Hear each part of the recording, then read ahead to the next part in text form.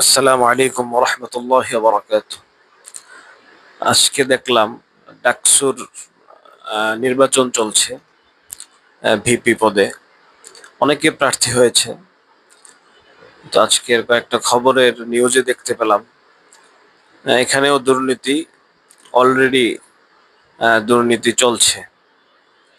কোথায় যাবেন? বাংলাদেশের প্রতিটা স্থানে, সরকারি বলেন বেসরকারি বলেন, সব জায়গায় দুর্নীতি এমন ভাবে মানুষকে ধরেছে।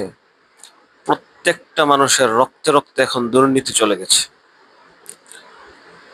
আজকে আমাদের এই দেশ 24-এর যে ছাত্ররা, সাধারণ মানুষ, রিক্সা চালক, ভ্যান চালক, সর্বস্তরের মানুষ যে তাদের জীবন দিয়ে 24-এর যে স্বাধীনতা আবার আনলো, দুর্নীতি থেকে মুক্তি জন্য।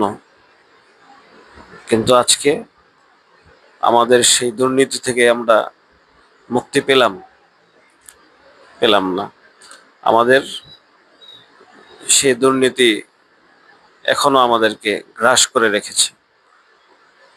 এখনো আমরা সেই দুর্নীতিতেই চ্যাম্পিয়ন।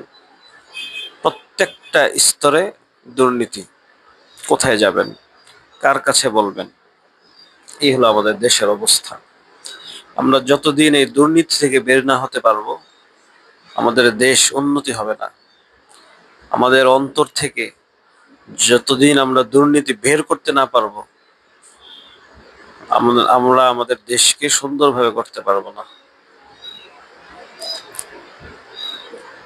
কি বলবো? আফসোস। আপনাদের সকলকে ধন্যবাদ।